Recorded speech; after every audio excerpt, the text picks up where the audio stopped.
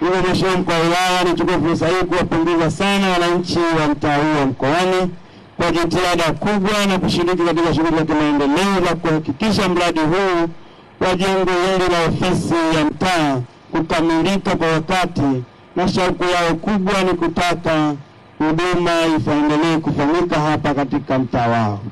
Basi Mheshimiwa Mkuu wa Wilaya, tuseme tu sisi hatuwezi kukataa, kwani wananchi hawa ndio waliofanya jitihada kubwa ya kuhakikisha jengo hili linakamilika kwa wakati.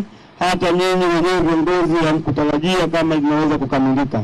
Sisi tumekuja hapa na Mungu huu umekuja hapa kuleta tumaini kwa wananchi hawa wana Mkoani na kuleta heshima kwa wananchi hawa wana Mkoani, kwa sababu wamefanya jitihada kubwa ya kuheshimisha Mwenge wa Uhuru, na Mwenge wa Uhuru pia lazima uwasikilize wana Mkoani kufungua jengo lao ili endelee kupata huduma. Mkoani oye!